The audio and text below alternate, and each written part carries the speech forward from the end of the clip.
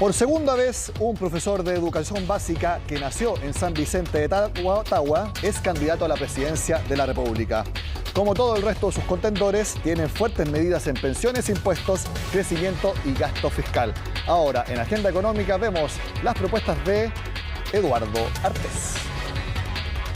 Absolutamente el cuarto retiro. Indiscutiblemente que tenemos que entrar a medidas muy radicales, ver todo lo que significa la evasión y lo no pago de impuestos. Nosotros planteamos la renacionalización del cobre, del litio, y además de aquello, una efectiva industrialización. La gran banca también tiene que ser estatizada. Vamos a reorientar la producción agrícola en el sentido de producir fundamentalmente para el mercado interno. Existen las condiciones técnicas y científicas para tener energía nuclear muy segura. El encargado económico de la campaña del profesor Artés es contador auditor, actualmente candidato a diputado del Distrito 7, que corresponde al litoral sur de la región de Valparaíso, incluyendo la isla de Pascua. Hace poco fue candidato a alcalde de Viña del Mar y, al igual que el candidato, es profesor de matemáticas. Jorge Stay, gracias por estar en Agenda Económica. ¿Cómo estás, Nicolás? Muchas gracias por la invitación. Jorge, entremos inmediatamente en tema. El gasto público, en el presupuesto que está avanzando en el Congreso, se estima una baja del gasto público de más o menos 20% para el próximo año respecto de lo que se va a terminar gastando en 2021. Si Eduardo Artés llega a la moneda, ¿ustedes van a apretar el cinturón fiscal para que haya esa rebaja efectiva del gasto? Mira, entendemos que el gasto fiscal hoy día ha sido fijada primero por el gobierno, el cual nosotros se va a encontrar ya con el presupuesto prácticamente aprobado. Entonces, justamente hay que revisarlo, ver qué ajustes se pueden rehacer y en base a eso reorientar, ¿cierto?, para que el gasto público sea realmente focalizado en la gente que hoy día lo está requiriendo. Pero el tema de fondo es otro. Nosotros tenemos una propuesta presidencial que se basa fundamentalmente en una nueva política económica para un nuevo modelo económico en Chile. Sí, eso vamos a hablar en unos momentos más. Claro. Pero están conscientes de que el gasto ha sido enorme y que hay que irlo bajando, sobre todo para que la deuda pública no siga aumentando, que la deuda llegaría a 37,5% del PIB y podría llegar a 50% del PIB en algunos años, según todas las estimaciones. Claro, lo que pasa es que el tema es el siguiente: ¿cómo se financia ese gasto público? Entonces, el tema es justamente hay que ver las fuentes que van a financiar el gasto público el día de mañana. Entonces, UPA piensa, ¿cierto?, a través de este programa presidencial, que el tema es que hay que cambiar la lógica de financiamiento del gasto público, a partir justamente de un nuevo modelo económico para Chile. Y que es un modelo económico, el cual Belén Vázquez se resumió en la siguiente nota que hemos preparado. La expropiación de las empresas estratégicas, la eliminación del IVA y la revisión de la UEF son a grandes rasgos los ejes que definen el programa económico de Eduardo Artés. Vamos a terminar con la evasión presupuestaria que alcanza a más de 20.000 millones de dólares al año.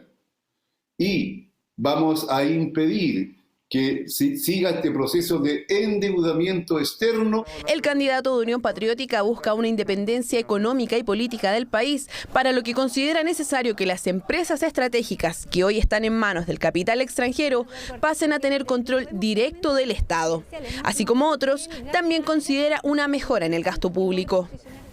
Pagar menos los sueldos. De hecho, él tiene un compromiso de que si entran las personas del partido no tengan una remuneración muy alta, lo que son buenas medidas en general. Sin embargo, a pesar de lo radical que pueden sonar algunas de sus propuestas, Artés tiene otras ideas que podrían impactar aún más el arca fiscal. El profesor plantea que en su gobierno se elaborará un sistema de reducción escalonada del impuesto al valor agregado hasta llegar a su total eliminación. El problema es que el IVA recauda casi la mitad de los ingresos del Estado. ¿Es posible eliminarlo?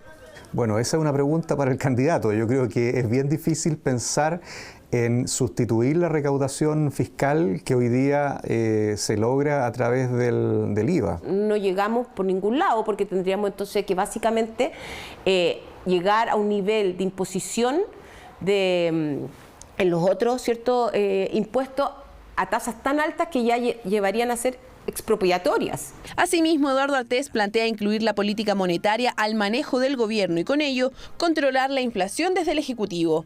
En esa línea, su propuesta es revisar los mecanismos de control como la unidad de fomento para determinar si es que aún cumplen con su objetivo. La UEF cumple el objetivo de readecuar los valores a los precios que correspondan de acuerdo a la variación de los valores. Eliminarla a mí me preocuparía porque en definitiva de alguna manera se está insinuando que va a haber un control de precios. Y no es una insinuación. La fijación de precios está contemplada como medida a aplicar en un posible gobierno de Artés. Aún así, el candidato asegura que podrá haber una subvención en artículos y servicios de primera necesidad. Jorge, vamos a hablar de las distintas medidas, pero ustedes proponen un sistema general inherentemente progresivo en impuestos. ¿A qué se refieren? Porque cuando uno tiene como progresivo es que los que ganan más paguen más y los que tienen menos ingresos paguen menos. Pero ¿cuáles cambios concretos plantean? Mira, primero hay que entender que nosotros planteamos una nueva política tributaria en Chile. O sea, nosotros creemos que en Chile hay que cambiar la lógica en cómo el Estado percibe sus ingresos para enfrentar su necesidad y el gasto público. ¿Qué proponen? Primero, nosotros entendemos que Chile debe ser un Estado productor. En Chile tenemos muchas riquezas básicas como el cobre, el litio, el mar, las carreteras. Entonces, esas empresas deben estar en manos del Estado para que esos recursos, como el caso de Codelco, directamente lleguen a las arcas fiscales.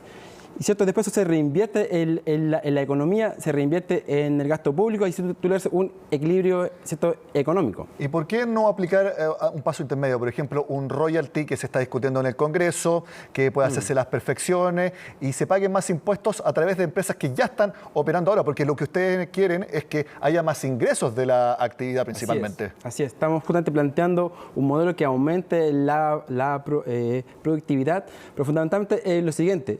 El royalty en Chile, cuando se implementó en el año 2004 por Ricardo Lagos, tiene un cierto bemol, que es el siguiente. El royalty es el único impuesto que puede ser descontado de las utilidades de las empresas. Entonces, eso realmente no es un impuesto efectivo, porque ¿cuál es la señal que se da a los empresarios? No importa todo lo que tú pagues en royalty que tú puedes descontar después de la utilidad del impuesto a la renta. Entonces, ¿cuál es el impacto en la arca fiscal de un royalty en este momento? Para eso, justamente hay que hacer dos medidas. Veamos el caso de la minería. Planteamos un royalty de un 5%, el cual no debe ser descontado de las utilidades de la empresa. ¿Y a las ventas? Sí. Y ese monto, debe ser reinvertido a través de los presupuestos locales de la gobernación y también de los municipios que ahí están participando activamente. Donde estén los yacimientos, claro. Entonces, lo que se recaude se reinvierte en el mismo lugar. Claro, porque hoy día no hay una compensación económica a esas comunas. Eso prefieren, porque ustedes también, como tú mencionabas, nacionalizar, ahí tú me decís si es nacionalizar o expropiar. Por ejemplo, hay empresas transnacionales de capitales extranjeros que están operando actualmente en el país. Sí. Se habla de la renacionalización, por ejemplo, del cobre, del litio y el hierro. Sí. ¿Eso es una nacionalización, pero una expropiación porque se va a pagar o se va a nacionalizar sin pagar nada? Mira, UPA plantea un nuevo modelo económico, donde primero se plantea que los recursos que son del país que no sean patrimonio de todos los chilenos. Segundo, para llegar a ese punto hay que ver caso a caso. En Chile hay empresas que dicen que invierten, pero en realidad traen deuda extranjera. En los años 90, muchas empresas en Chile decían que invertían, pero en realidad traían capitales de afuera que eran deuda. Entonces, después de eso, estas empresas, todo lo que ganaban, lo mandaban para afuera pagando una deuda que era en la práctica ilegítima. Ricardo Lagos en el año 2001 se vio obligado y forzado a cobrar un impuesto del 4% a las remesas internacionales. Entonces, si en Chile queremos que haya capitales, sí, pero capitales que realmente sean productivos. Pero en el caso justamente de lo que es el cobre, el hierro, el litio, debe ser gestionado por el Estado a través de una fuerte empresa pública. ¿Comprando o nacionalizando? Hay que ver caso a caso, porque por ejemplo en algunos casos hay empresas que ya recuperaron toda su inversión. Entonces es legítimo que esa renta se la lleven para afuera o que quede en Chile. Y en otros casos, también hay que evaluar si el valor contable de esas empresas, se puede compensar. Actualmente Codelco es 100% del Estado, claro. La empresa más grande y también la mayor productora de cobre del mundo. Sin embargo, sus números de productividad en distintos índices no son los mejores de la industria. Tampoco los peores, pero no son los mejores. La pregunta es, ¿Por qué el Estado creen ustedes que es un mejor productor de cobre que lo que pueden hacer actualmente los privados? Mira, vayamos a las cifras reales. Codelco hoy día aporta mucho más que cualquier empresa minera en este momento. Porque es estatal. Con un 30%. Entonces, ¿por qué ese mismo modelo de gestión de los recursos naturales no se extiende a todo el país? De esa forma, podríamos tener los recursos, ¿cierto?, económicos para enfrentar todo el gasto público. Codelco aporta más por tamaño y también porque es 100% estatal. Todo lo que produce Codelco es para el Estado. Así es. Pero los índices de Codelco no son los mejores de la industria. Entonces, para eso justamente hay que tener una política de innovación en el modelo productivo. En Chile, lamentablemente, bajo justamente los gobiernos neoliberales de la concertación de Piñera, ya ellos justamente han buscado estafar, ¿cierto?, a la empresa pública para que la gente tenga una percepción de que se hace mal. Entonces, por esa razón la vamos a vender o la vamos a privatizar. Codelco puede mejorar. ¿Y cuáles son las...? Pero usted tiene evidencia, están comprobando que el Estado está mintiendo respecto a los números de Codelco para poder venderlo. No es mentir. No es mentir. Porque dijiste la palabra estafar. Porque estamos hablando de que la gestión de Codelco hoy día, ¿cierto?, en términos generales, no es muy distinta a una gestión de una gran empresa minera privada. Ayer, mira, por ejemplo, estábamos con los trabajadores del cobre, en que fue su 71 congreso, ya, y justamente ahí compartíamos un punto de vista. Y decía, mira, Codelco hoy día está implementando un paquete de despidos, ¿ya?, que es muy parecido, ¿cierto?, al paquete, ¿cierto?, de despidos que hacen las mineras privadas, cuando no se justifica. Hoy día, ¿cierto?, se requiere fortalecer Codelco por una gestión distinta. Sigamos hablando de impuestos. El que hace la siguiente pregunta es Alejandro Ursúa, economista de la Universidad Andrés Bello. Usted en su programa de gobierno habla de eliminar gradualmente el IVA hasta llevarlo a 0 pesos. Frente a los requerimientos de demandas sociales que tiene que enfrentar el gobierno y financiar el aparataje estatal, ¿cómo lo hará al cortar la principal fuente de ingresos del Estado, que es la recaudación del impuesto al valor agregado? Bien, como lo planteamos justamente al principio, es buscar un nuevo equilibrio fiscal, en donde gran parte de la billetera sea proveída por la explotación de los recursos, ¿cierto?, naturales a partir justamente de la utilidad de las empresas públicas. De esa forma podemos ir disminuyendo gradualmente el IVA y principalmente de los artículos de la primera necesidad. Pero el IVA recauda la mitad de los ingresos. Sobre el 55%. Exacto. ¿Cierto? ¿Qué indica aquello? Que Chile tiene un modelo realmente, ¿cierto?, que es regresivo. Porque mira, ahí pasan dos cosas. Quienes más aportan al IVA son, ¿cierto?, los trabajadores en Chile. Porque cuando, ¿cierto?, una familia, ¿cierto?, tiene, ¿cierto?, un sueldo medio, ¿cierto?, de 500.000 pesos. Todos sus sueldos ellos los invierten en gasto.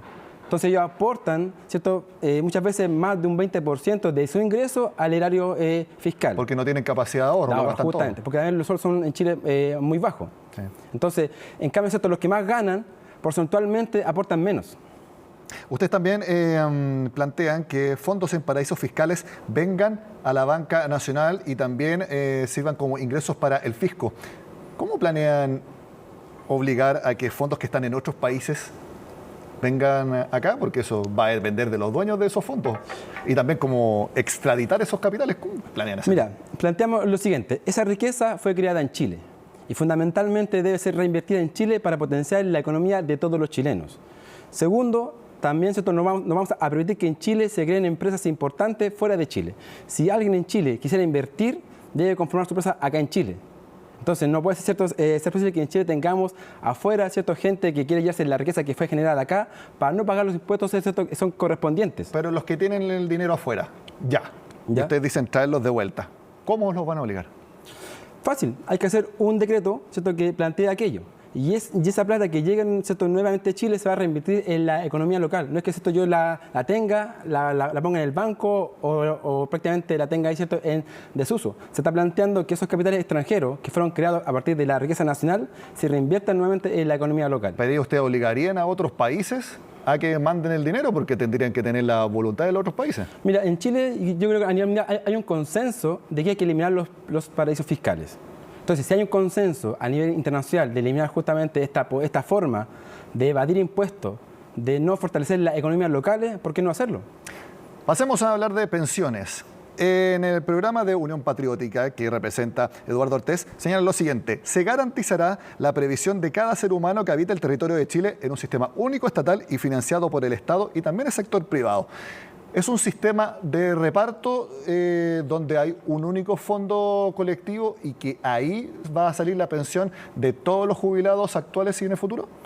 Mira, nosotros planteamos un nuevo modelo de previsión y hemos justamente recogido las demandas y las propuestas de la Coordinadora Nacional No Más AFP, como también de la Fundación Sol. Ellos son muy claros en plantear que en Chile se requiere un nuevo modelo de previsión, el cual justamente se debe plantear y sustentar en el aporte del trabajador, el empleador y el Estado a un fondo común. Pero que ese fondo se invierta en Chile, no fuera de Chile. Y con eso justamente con esa reinversión de los fondos, ¿cierto? Más justamente el aporte que haga el Estado a partir de una nueva política, ¿cierto?, económica, podemos alcanzar una pensión digna. Entonces, ¿están de acuerdo que es vital para la economía nacional que los fondos se inviertan? Porque hay mucha crítica actual de que el sistema de AFP solamente sirve al mundo financiero porque los fondos se invierten, pero acá ustedes también opinan lo mismo. Nosotros planteamos que es a dónde se invierten. Por ejemplo, hoy día, ¿cierto?, se invierten fuera de Chile. ¿Quién paga, ¿cierto?, cuando hay una pérdida de la fluctuación del mercado financiero? Los trabajadores, los pensionados. En cambio, las comisiones de AFP siguen aumentando. Hoy día, ¿cierto?, vemos que hay multimillonarias, ellos ganan de manera multimillonaria comisiones sin ningún costo, sin ningún riesgo. ¿Por qué el riesgo lo debe pagar el pensionado? ¿Cómo va a ser este sistema? Hablas de que va a estar financiado con impuestos y también cotización de los trabajadores. Por ejemplo, ahora cotizamos 10%, claro, y también del empleador. ¿Ustedes cuánto están pensando en una cotización y que me imagino que vaya todo a esta cuenta colectiva? Mira, se plantea también un 10%. ¿Que se mantenga como está ahora? No, de los trabajadores un 10% y también un 10% de los empleadores. ¿Llegaremos a 20%? Claro. ¿Íntegramente este fondo colectivo? Claro. Fuertemente sí. Las otras candidaturas también hablan de un fondo colectivo, pero cuentas nocionales, que es que igual cada persona tenga su cuenta individual, porque no todos aportan lo mismo, no todos cotizan por igual. Aquí, ¿ustedes también piensan con cuentas individuales estilo nocionales? Claro, pero mira, el tema de fondo es otro. Nosotros queremos un sistema de previsión que pague buenas pensiones. Y eso es lo que hoy día no está ocurriendo. Yo puedo tener cuentas individuales, fondos esto, A, B, C, pero la pregunta es, ¿están pagando buenas pensiones el actual sistema de previsión? No. Entonces, eso es lo que hay que cambiar fuertemente. ¿Tú sabes también quién pregunta cuál consideran ustedes que es un pago de pensión digno? Anne-Catherine Clark, que es la presidenta de los asesores previsionales, que hace la pregunta ahora a Jorge Stay. ¿Cómo se realizará el traspaso de los capitales administrados por la AFP? ¿Qué va a hacer con los recursos que hoy son de los trabajadores? ¿Cuál es el monto que consideran ustedes es una pensión de vejez digna? Mira, en los años 80 se pasó de lo público a lo privado, sin ningún problema. También hay que reinvertir, ¿cierto?, esa forma en cómo se traspasaron los fondos de un lugar a otro. Creemos que en Chile las pensiones deberían ser a lo menos en relación al sueldo mínimo, porque cierto, supuestamente es lo mínimo que se requiere para poder vivir. 600.000 pesos, que eso es lo que ustedes plantean. No. Esa es la propuesta hoy día para el sector que está trabajando. Pero hoy día la propuesta de pensiones debe ser equivalente al sueldo mínimo, 367.000 pesos. Porque supuestamente ese es lo mínimo que se requiere para vivir cualquier familia en Chile. ¿Y qué pasa con la capitalización individual que hay ahora, lo que tienen las personas en sus cuentas de las AFP? ¿Qué sucede con ese dinero en este nuevo sistema? La gente en todo el sistema no va a perder plata. Es más, va a aumentar las ganancias, ¿cierto?, y sus propias utilidades, porque hacen un fondo común que se va a remitir en Chile y las pensiones van a estar garantizadas cuando ellos, ¿cierto?, se puedan jubilar. ¿Pero qué pasa con ese dinero actualmente? Una persona que tenga, no sé, 20 millones en su cuenta de AFP, en el momento que empieza este nuevo sistema, ¿qué pasa con ese dinero? ¿Se va automáticamente al sistema colectivo? Mira, ese es un tema que viene de fondo porque me plantea dos cosas. Uno, ¿cierto?, debe entender que en Chile se requiere un nuevo modelo de previsión. Segundo, seguramente va a haber como una etapa, ¿cierto?, de transición entre un modelo y otro. Y seguramente a lo mejor hay gente que quiere permanecer en el sistema privado de las AFP, pero ellos justamente deben asumir los costos de estar en un sistema privado que en realidad no dan ninguna garantía. Y justamente este sistema público se va a ir con el tiempo fortaleciendo. En los años 80 fue así, el cambio fue gradual. Si una persona Algunos forzados sí, pero gradual. Pero si una persona quiere seguir en el sistema privado, ¿va a poder hacerlo? Seguramente que sí, por un periodo. Al menos por un tiempo. Claro. Porque esto es una política muy importante que debe ser ajustada a través del tiempo. No es algo, ¿cierto?, que sea inmediato. Entonces, ¿cierto?, se va a tener una propuesta, se construye un nuevo sistema de previsión y luego desde ahí, ¿cierto?, va a haber un cambio gradual. ¿A qué edad se va a jubilar en nuestro país si sale presidente Eduardo Artés? Mira, hay una propuesta que se jubilen a los 55, ¿cierto? Y también a los 60 años. Creemos que en Chile la tasa de reemplazo, en Chile tenemos una gente que llega muy desgastada al final de su vida y queda muy poco para jubilar. Porque mira, jubilar viene de la palabra júbilo. Pero una pregunta, a los 55 años, si ya los hombres nos tenemos que jubilar a los 65 y las mujeres a los 60, y ya se dice que son bajas las pensiones porque no se cotiza todo el tiempo, porque se cotiza poco. Si ya a esa edad no es mucho lo que se alcanza a acumular para la jubilación, y a los 55 años, entonces, menos tiempo todavía, entonces la jubilación va a ser aún más baja. Mira, planteamos dos cosas importantes. Primero, hoy día se plantea un estándar de vida de 110 años. Entonces, las pensiones en Chile son bajas porque se ha proyectado un pago de 110 años. Y eso realmente es irreal. Segundo, también nosotros planteamos que un nuevo modelo de previsión se va a garantizar ya que eso realmente ocurra.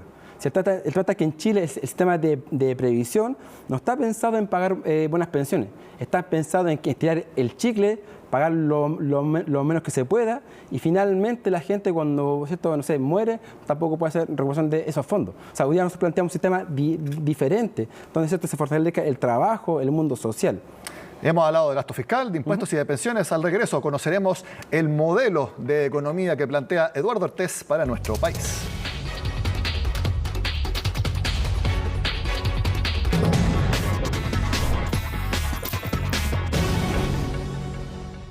Estás Matamala por CNN Chile. Vamos más allá.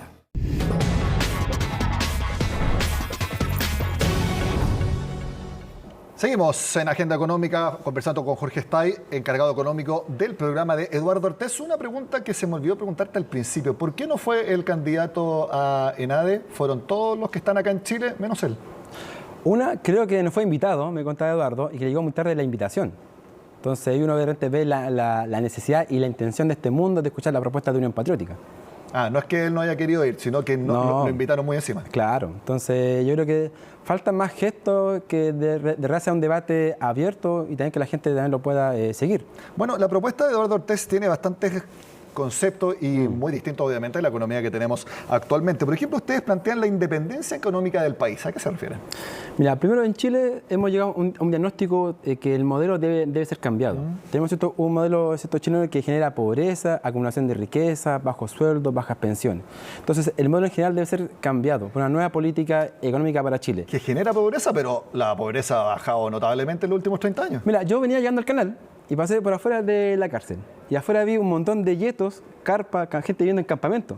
Aquí, a unas cuadras del canal. Tú vas justamente aquí al centro de Santiago, Viña del Mar. O sea, en Chile hay tal vez una pobreza que no se quiere ver.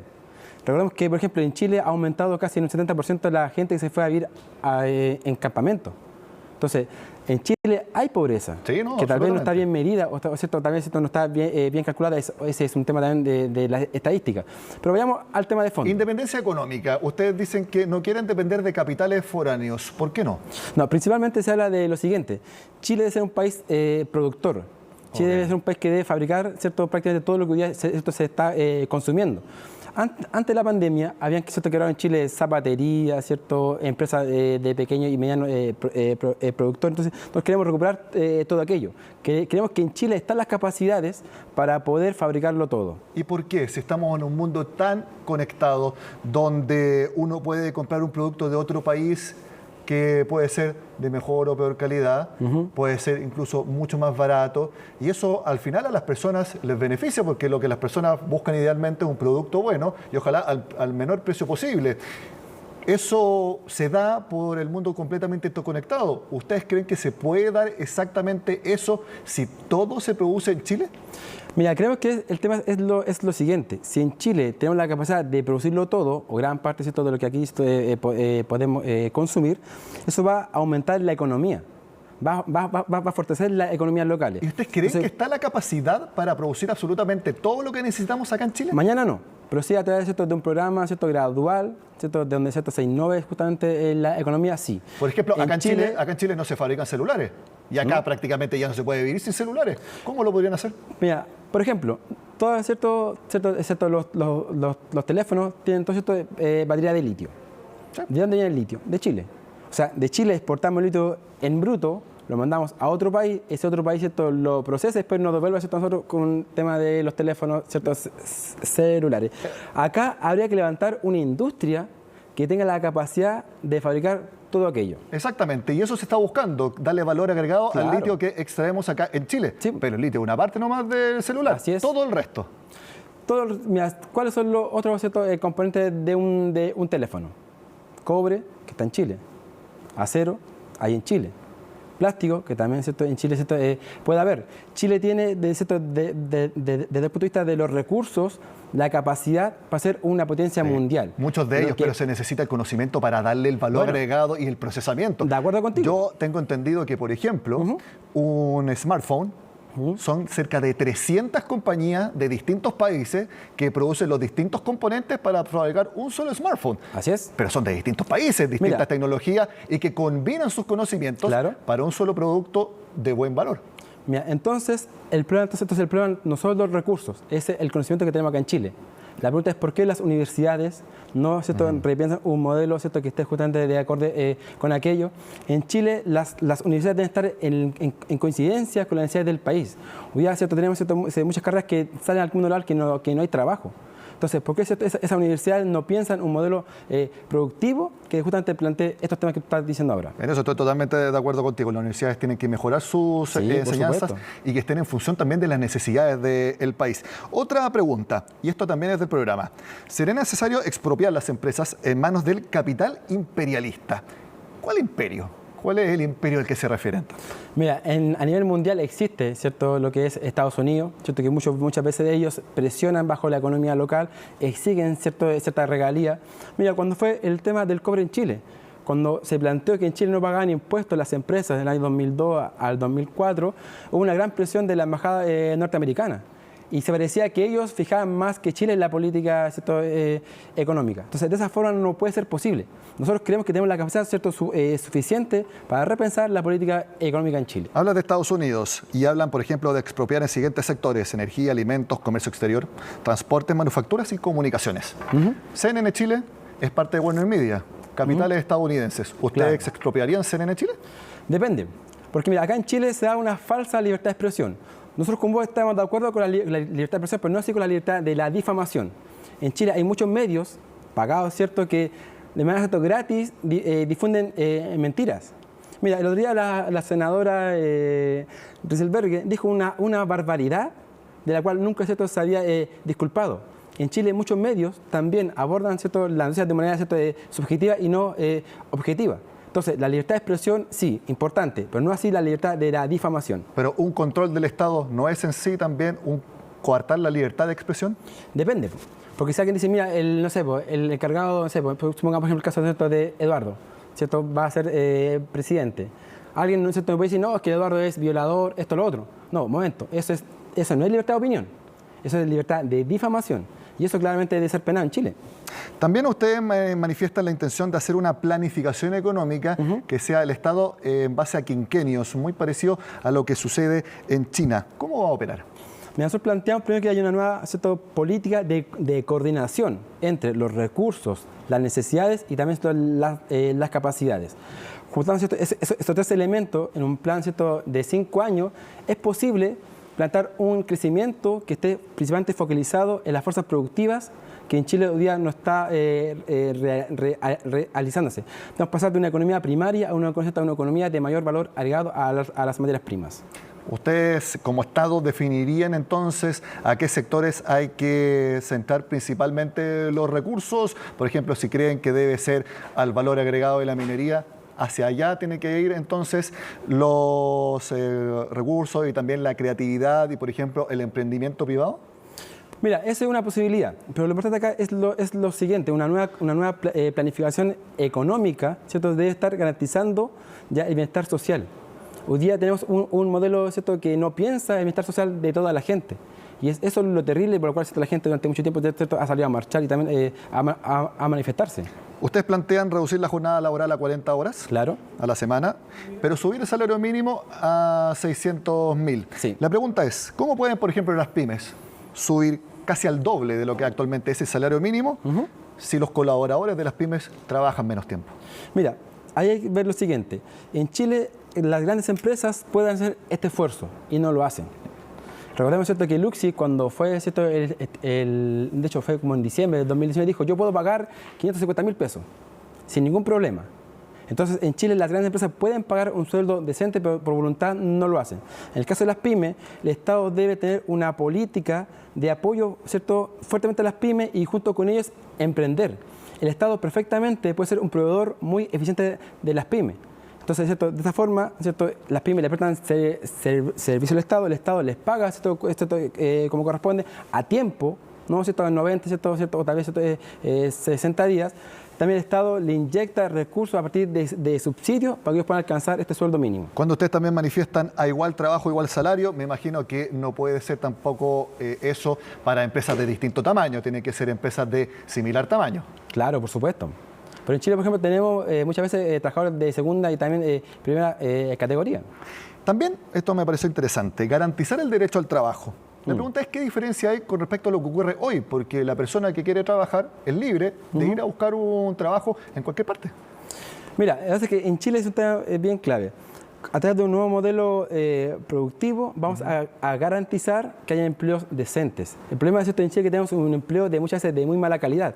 Hemos visto, ¿cierto?, avisos del diario que gente ofrece un sueldo más el IFE, empresario.